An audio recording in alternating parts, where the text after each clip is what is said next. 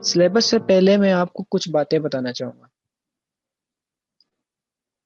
प्रोफेंशनली level क्या होता है और टेस्टिंग लेवल क्या होते हैं, ये आईकैप ने दिए हुए हमने आज तक कभी पढ़े नहीं है।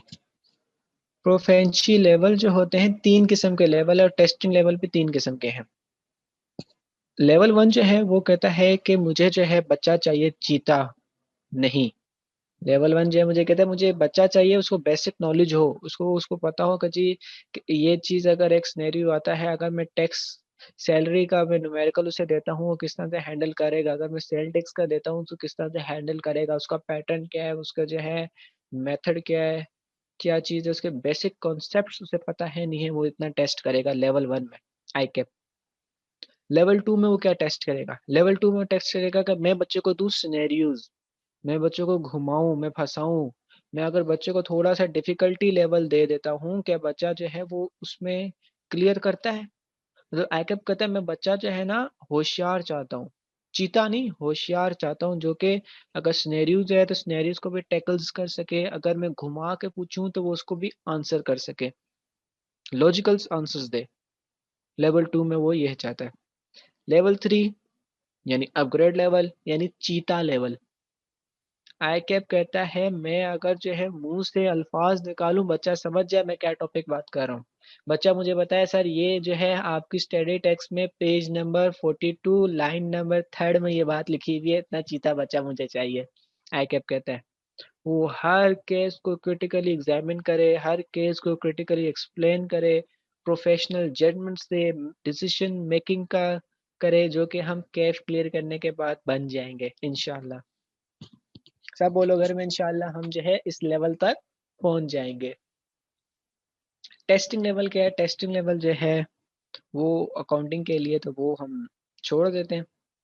जैसे वो बताता है कि मैं जो हूँ इस तरह से इतने मार्क्स का पेपर टेस्ट करूंगा।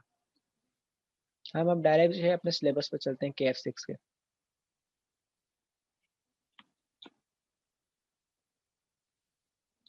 तो ये जो है आ गया है KF6 का हमारा सिलेबस। हम जो है ग्रिड भी देखेंगे अपनी KF6 की, और उसके बाद मैं आपको अपनी स्ट्रेटेजी बताऊंगा कि मैं आपको लेके कैसे चलूंगा। KF6 की ग्रिड में बेसिक्स से objective system and historical background constitution provisions and ethics से बेसिक्स में आ जाता है। इससे 8 से 12 नंबर का पेपर बनता ही बनता है हर अटेम्प्ट में। और ये जो 8 से 12 नंबर का पेपर बनता है ये इंतहाई इजी पेपर होता है। मैं कहूँगा कि अगर किसी को पास होना है तो वो ये तीन चैप्टर ना छोड़े। ये तीन चैप्टर है, objective system historical background constitution provision ethics ना, ये तीन चैप्टर हैं। ये chapter one chapter two chapter three है, ये पहले तीन चैप्टर है, इनमें से 12 नंबर का सवाल आता है और बिल्कुल ही इजी सवाल आता है। यानी बच्चे को जो है ना सोचना पड़ता है ना कुछ करना पड़ता है, डायरेक्ट जो है आंसर लिखना पड़ता है सेम बुक की वर्डिंग, कोई एक्स्ट्रा नहीं, कोई स्नेरियो नहीं, कुछ भी नहीं। 12 नंबर इजिली गेन कर लेता है, 12 में से 10 तो पक्के आते ही आते हैं। उसके बाद जो है सेल टैक्स। सेल टैक्स 20 से 30 मार्क्स का, 20 से 30 मार्क्स का सेल टैक्स इंतहाई इजी। एक न्यूमेरिकल जिसमें आता है 15 से 18 नंबर का, बाकी 8 से 10 नंबर का जो है थ्योरी आती स्ट्रेट फॉरवर्ड। तीन चैप्टर है सेल टैक्स के भी, 17 18 19 इंतहाई इजी। कोई इसमें ऐसी बात नहीं कि हम बोलने का जी बहुत टफ है। यानी अगर आप पहले तीन चैप्टर और सेल टैक्स करते हो तो आप 30 से 40 नंबर की गेम ले लेते हो। पेपर में 30 से 40 नंबर आपके कहीं नहीं गए, सिर्फ 6 चैप्टर करके। बाकी जितने चैप्टर रहेंगे वो इनकम टैक्स के। इनकम टैक्स 60 से 70 मार्क्स का है, मगर बड़ा कॉम्प्लिकेटेड एरिया है, बहुत ही बच्चे को फंसाने घुमाने वाला एरिया। इसमें से सिनेरियोज ज्यादा बनते हैं, इसमें से जो है वो घुमाता है बच्चे को।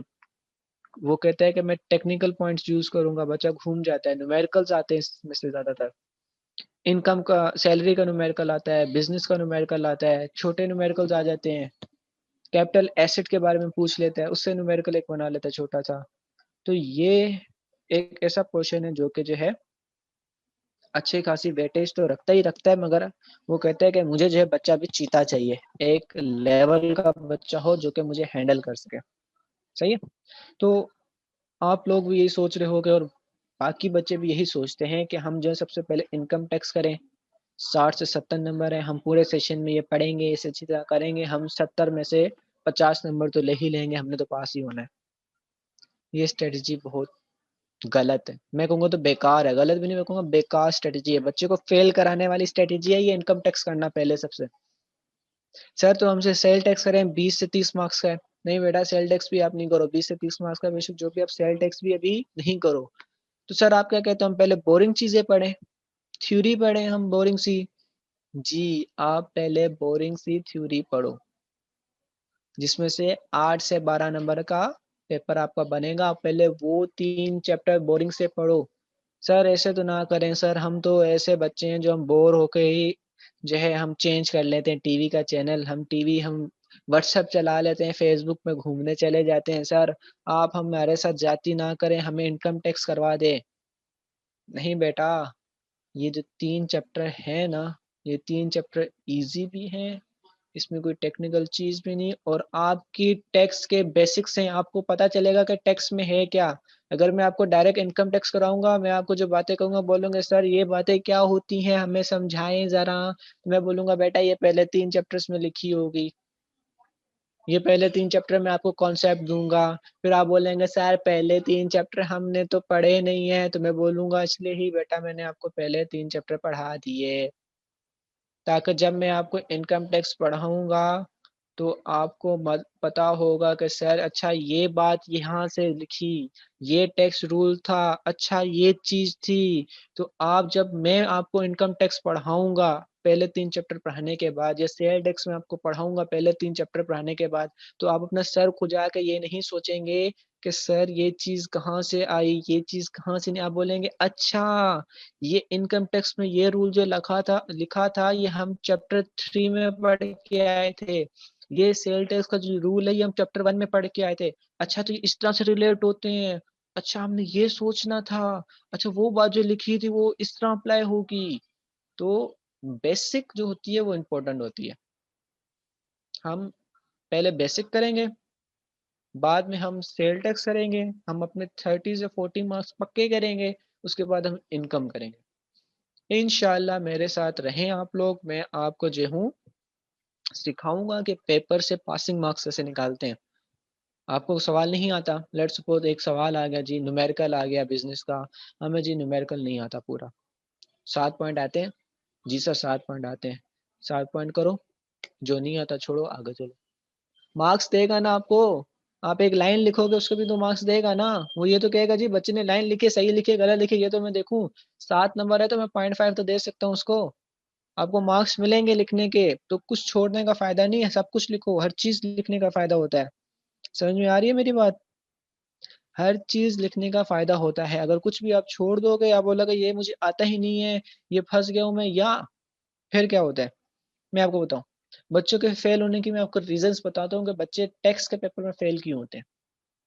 एक तो बच्चा जो है खुद पे कॉन्फिडेंस नहीं रहता, यार टेक्स्ट का पेपर इतना मुश्किल आता है, ऐसा ऐसा सैलरी का न्यूमेरिकल आता है ना। एक तो हमारे दोस्त हजरात, मैं भी आपके जो है इस टाइम से निकला हूँ, मैं खुद भी जब KF6 पढ़ रहा था ना, तो मेरे भी जो दोस्त थे सीनियर्स थे ना वो बहुत डराते थे मुझे, मेरे सीनियर्स ने कहा यार KF6 टेक्स्ट का पेपर सैलरी का न्यूमेरिकल आता है आज तक किसी से सॉल्व नहीं हुआ, ऐसे सवाल ऐसे कमेंट्स, बिजनेस का न्यूमेरिकल आता है हम तो फंस जाते हैं, घंटा घंटा लग जाता है हमसे सवाल सॉल्व नहीं होता जी।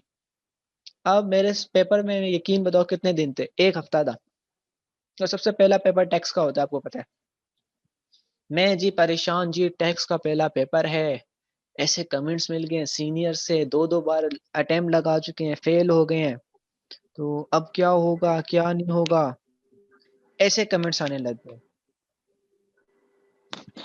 जब ऐसे कमेंट्स आने लग गए जी मैं तो हो गया परेशान, जिस तरह आप हो जाते हैं, आपकी तरह मैं भी हुआ परेशान। तो मैंने क्या कर दिया, पेपर तो देना है, पेपर तो देना है, मैंने पूरा साल पढ़ा है, पूरा सेशन मैंने पढ़ा है, अब मैंने अगर इस तरह से कर दिया जी, नहीं दिया, हार गया, डर गया, तो मेरा तो पेपर फेल है डेफिनेटली। मैंने अपनी नर्व पे कंट्रोल किया, सबसे पहला काम क्या किया, मैंने अपनी नर्व पे कंट्रोल किया, मैंने अपने आप को काबू में किया, मैंने कहा नहीं जी जो भी होगा देखा जाएगा, पेपर तो देना है, पहली चीज़ है। दूसरी चीज़, मैंने अपने आप में कॉन्फिडेंस रखा कि देखो मैंने पूरा सेशन पढ़ा है, 6 महीने मैंने पढ़े हैं, मैंने तैयारी की है, 3 दफ़ा मैं बुक खत्म कर चुका हूँ, मैंने प्रैक्टिस कर ली है, हर चीज़ कर ली है। अब जो नसीब में जो कुछ होगा एग्ज़ाम में हम परफ़ॉर्म करेंगे। 2 काम मैंने कर लिए, मगर मेरे दोस्त ने क्या किया था? मुझे डीमोटिवेट किया था। सीनियर्स ने क्या किया था? डीमोटिवेट किया था। क्यों? एक आदत सी है ना, हर किसी को जो है ना एक आदत सी होती है कि जी जूनियर्स को डीमोटिवेट करें, दोस्तों को डीमोटिवेट करें, जी पेपर बहुत मुश्किल है, इसमें इस तरह से है तो हम जो है पास नहीं कर सकते, फेल हो जाएँगे। ऐसा कोई पेपर नहीं है जिसमें हम कुछ नहीं कर सकते। यकीन मानो, मैं मेरा एक ईमान है, मैं कहता हूँ दुनिया में सबसे बड़ी चीज़ और आखिरत में सबसे बड़ी चीज़ है खुदा। खुदा से बढ़कर ना कुछ चीज़ है, ना थी, ना होगी कभी। अल्लाह ताला कहता है कि मुझसे मिलना, मुझको देखना, मुझे ढूँढना मुश्किल नहीं, जो जिसकी नीयत साफ़ हो, जिसका सच्चा दिल हो, इरादा हो, मुझे मिल सकता है, मुझे ढूँढ सकता है, मुझे पा सकता है, मुझसे गुफ्तगू कर सकता है। कहता है ना खुदा, जब हम खुदा से मिल सकते हैं, खुदा को ढूँढ सकते हैं, उसको ढूँढना नामुमकिन नहीं है। तो ये कोर्स क्या चीज़ है? ये तो दुनिया की चीज़ है। ये तो एक छोटा-सा कोर्स है।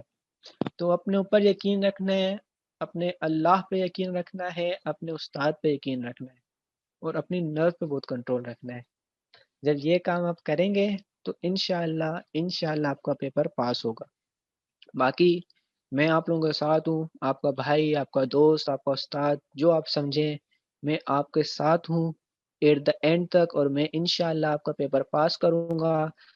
हर सवाल में मैं आपको बताऊँगा कि बेटा थ्योरी का सवाल है तो आपने किस तरह से करना है, न्यूमेरिकल का सवाल है तो हमने किस तरह से करना है, क्या टेक्निक्स अप्लाई करनी है। अगर सवाल हमें बिल्कुल नहीं आता, हमने क्लासेस ली हुई हैं पर सवाल हमें नहीं आता, हमें समझ ही नहीं आ रही हम क्या करें, उस सवाल के साथ हमने क्या करना है, पासिंग मार्क्स लेकर हमें कैसे आगे बढ़ना है। हमारी लड़ाई 50% की है, सिर्फ़ 50% की।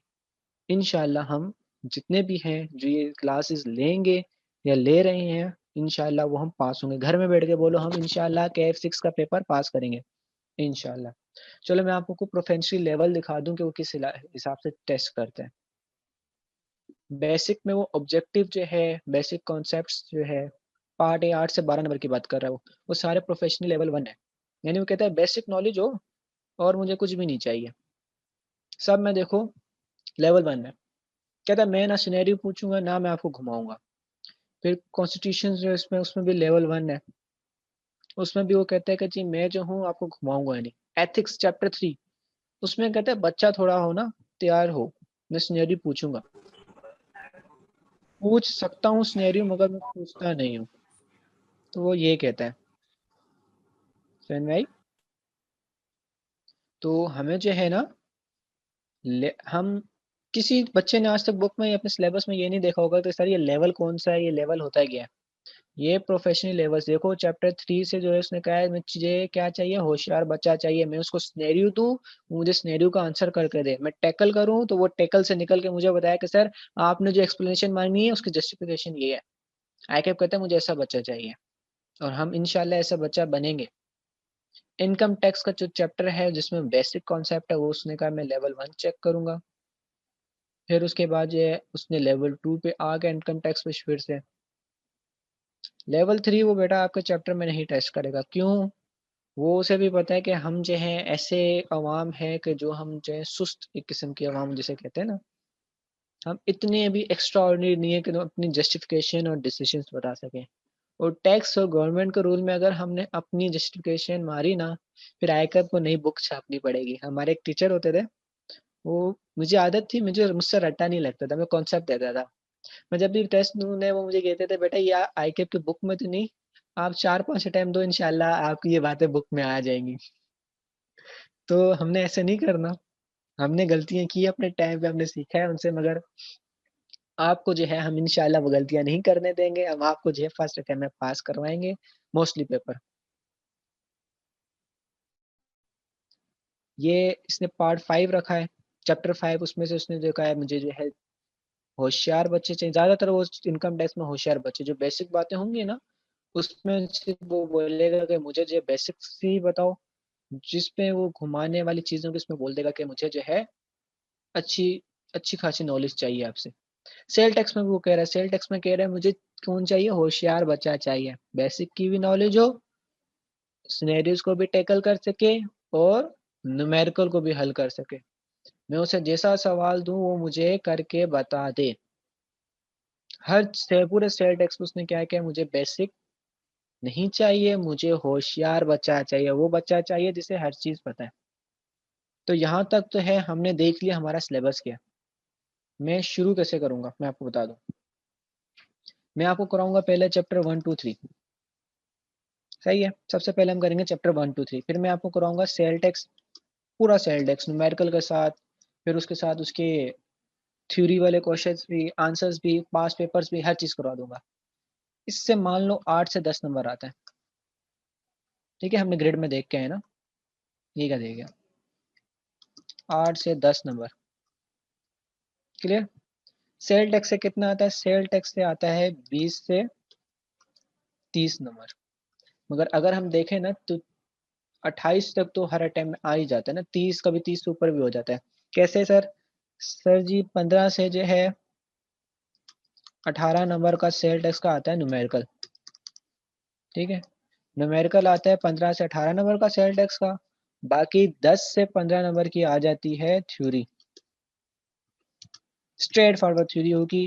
एक दो सिनेरियो आ जाते हैं कभी कभार, नहीं तो अगर 10 नंबर की स्ट्रेट थ्योरी है तो 5 या 7 नंबर का एक सिनेरियो आ जाता है, आसान सा सिनेरियो, हम सब कर लेंगे। सही है, परेशान नहीं होना, हर चीज कर लेंगे।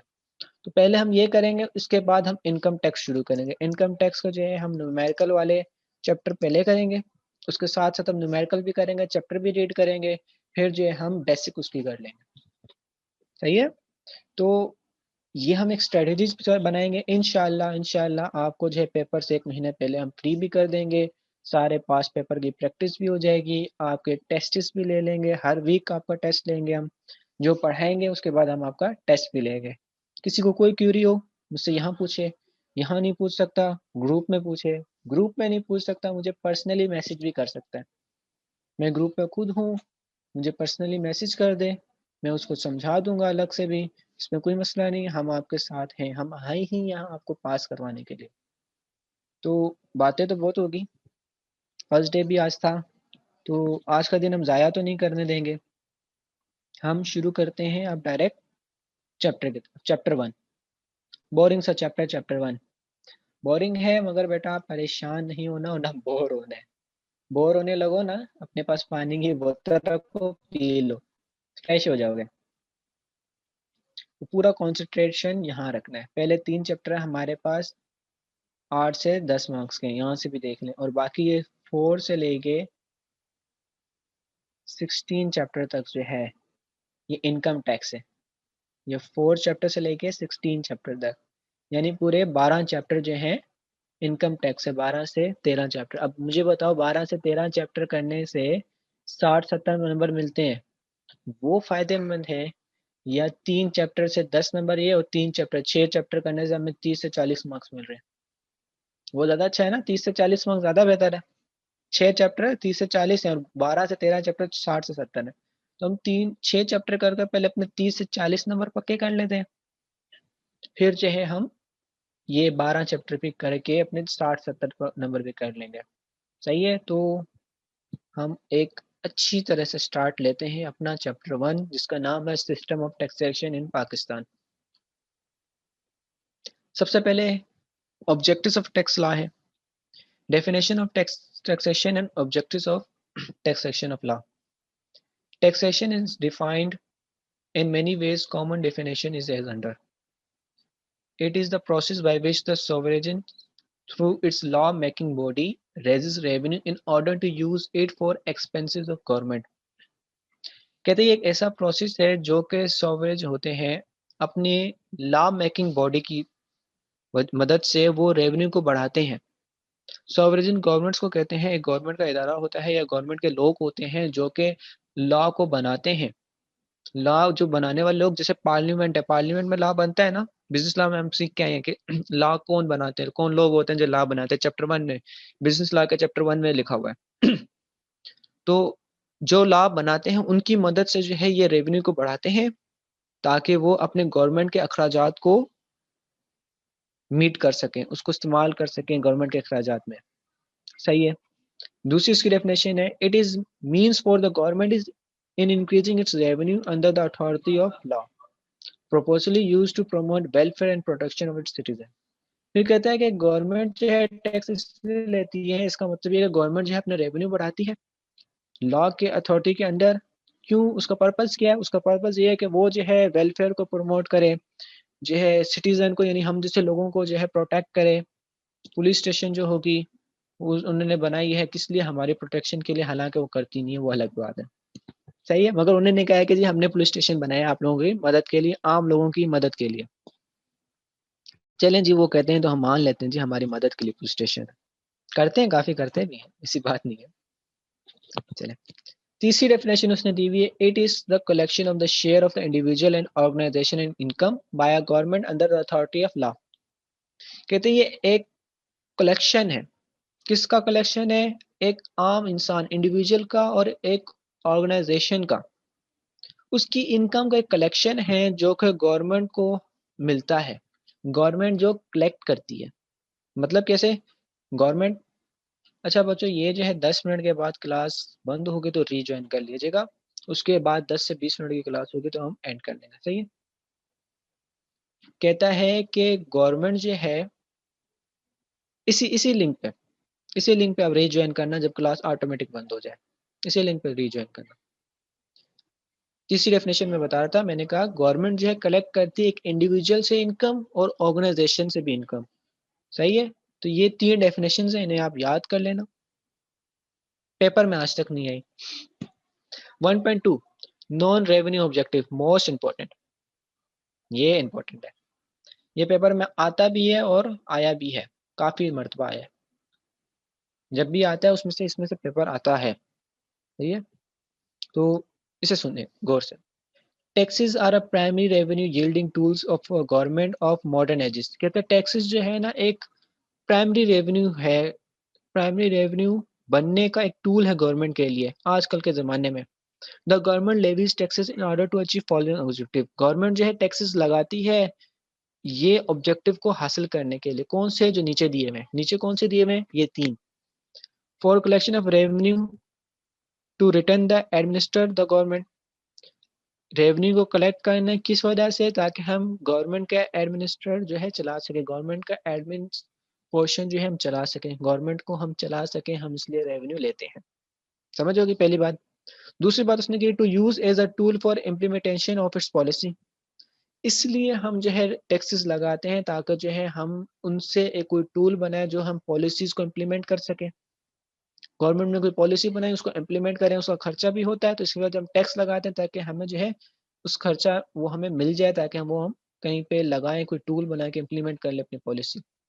तीसरी चीज, फेयर डिस्ट्रीब्यूशन ऑफ वेल्थ।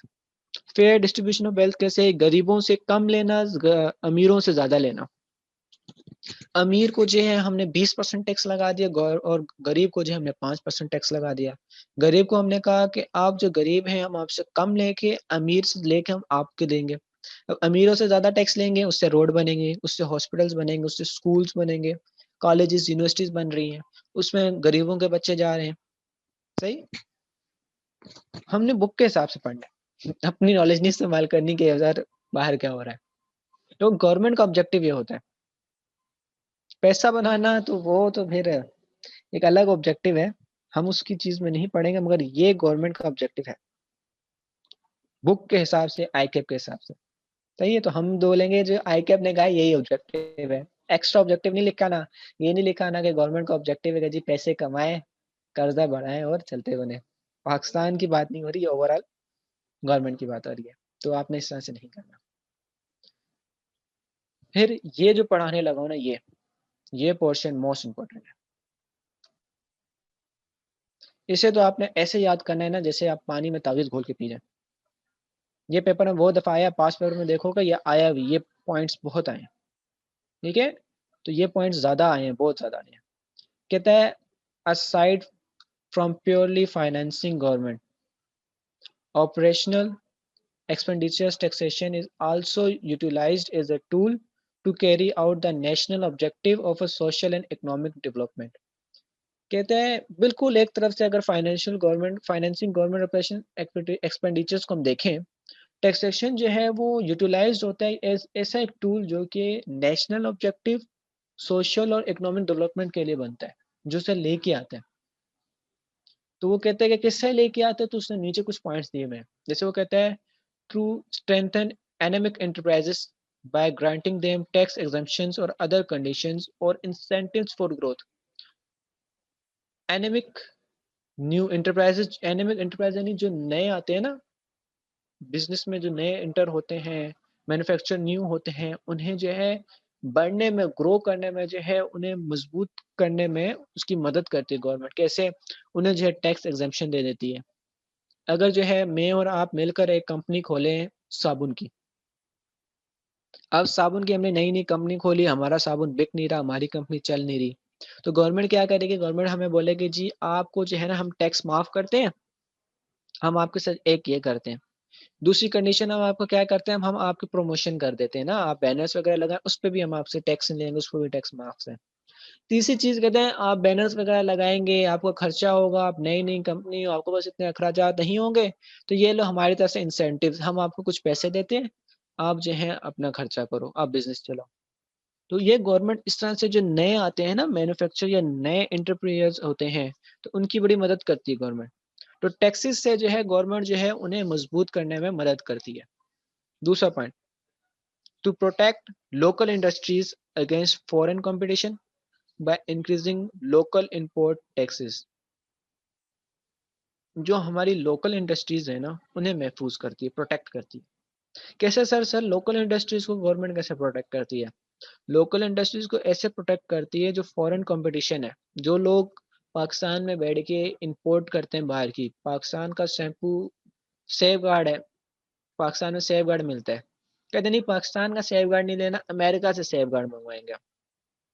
जो चीज पाकिस्तान में मिल रही है वो चीज वो बाहर से मंगवा रहे हैं, यानी कि हमारी जो है इकोनॉमिक्स में हम पढ़ के आए हैं, जब हम जो है इंपोर्ट ज्यादा करते हैं, हमारे जो कैश है वो जो है सर्कुलर से बाहर निकल जाता है, तो हमारे मुल्क में पैसों की कमी आ जाती है, महंगाई हो जाती है जिस वजह से।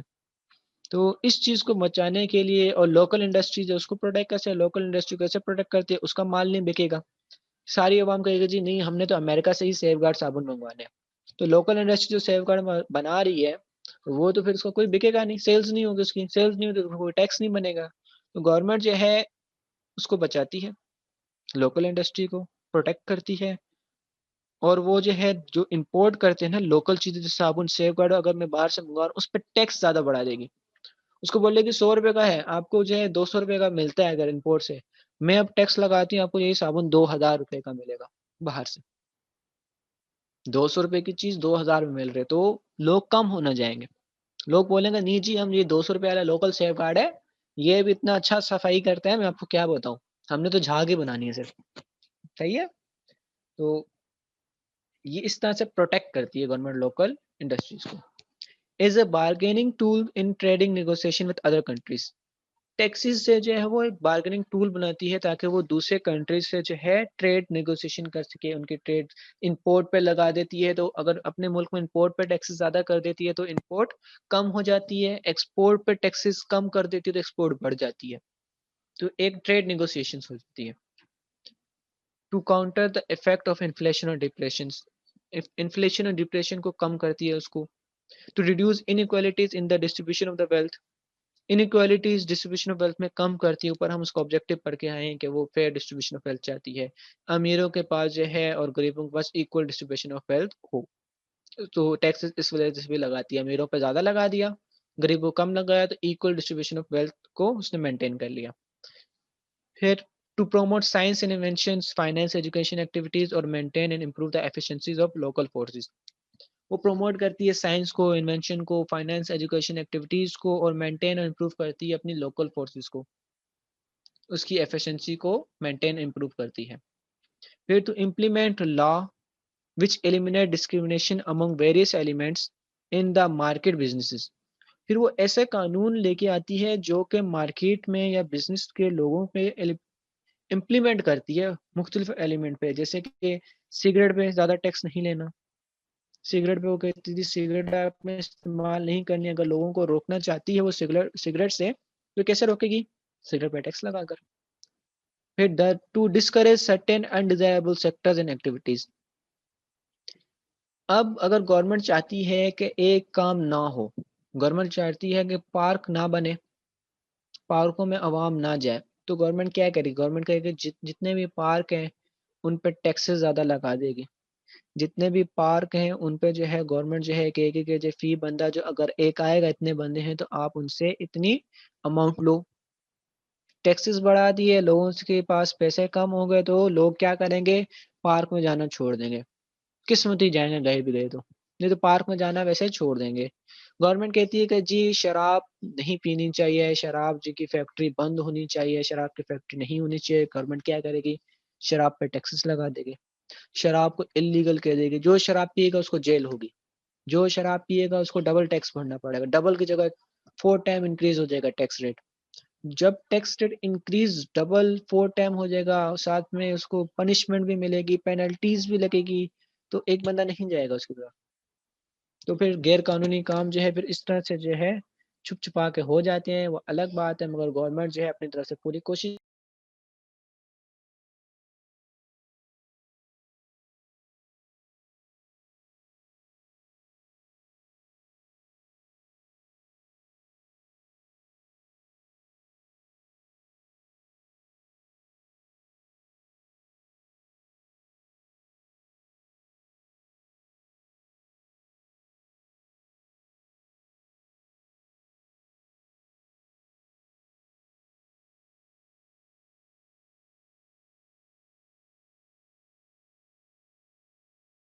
कि गवर्नमेंट अगर किसी सेक्टर को बंद करवाना चाहे तो इस तरह से बंद करवा सकती है।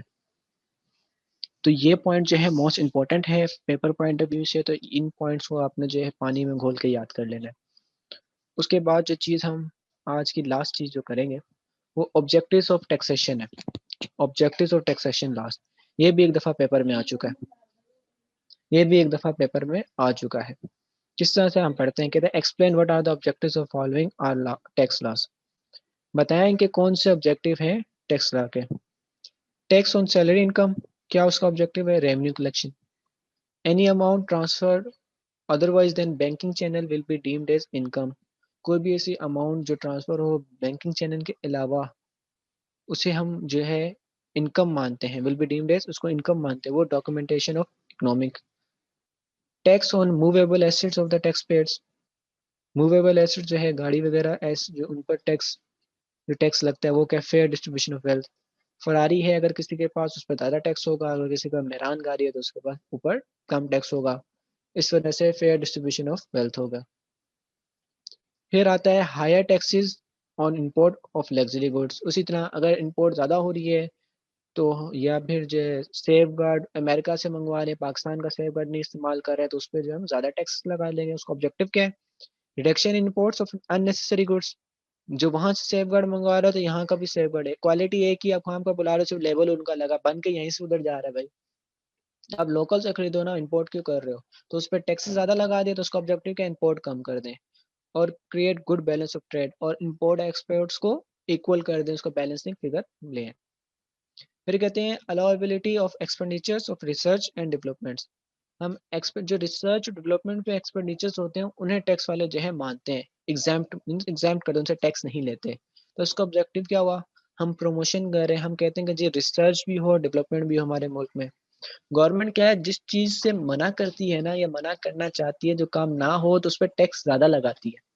और अगर वो चाहती है कि ये एक काम हो, ज्यादा हो, हर लोग करें, तो उस पर टैक्स माफ कर देते, एग्जाम्प्ट कर देते हैं, उसको प्रमोशन करती है। कैसे? अगर पाकिस्तान एक एग्रीकल्चर कंट्री है, तो गवर्नमेंट जो है पाकिस्तान में चाहती है कि हर बंदा खेती करे, खेत करे।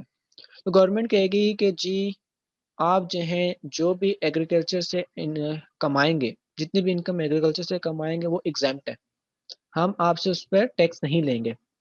तो हर बंदा जो है एग्रीकल्चर खोल लेगा, बोलेगा जी मैं खेती बाड़ी करूंगा, टैक्स देना ही नहीं है, जो कमाऊंगा वो सारा मेरा।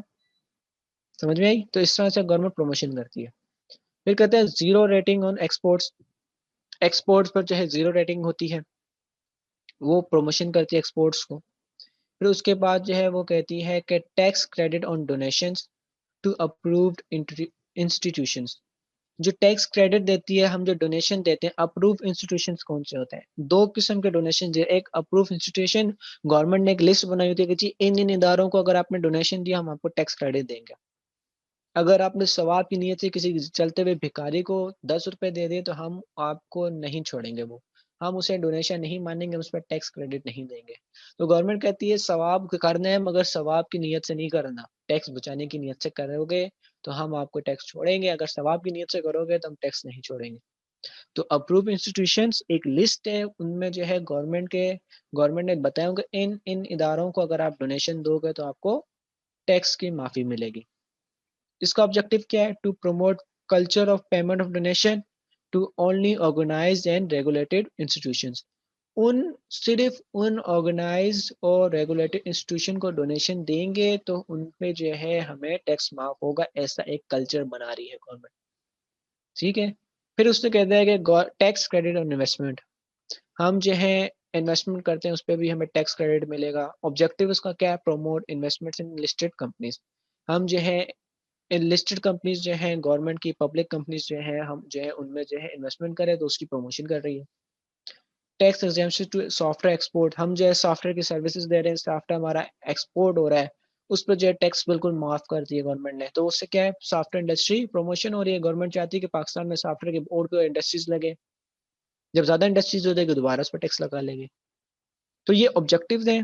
ये एक एग्जांपल है, ये आई के अपने एक दफा पेपर में पूछ ली और बच्चों की लाशें गिर गई थी। क्या गिरी थी? लाशें। बहुत से बच्चे, क्यों? बच्चों ने तो पढ़ी ही नहीं थी एग्जांपल, जिसे पता था उसने लिख ली थोड़ी बहुत।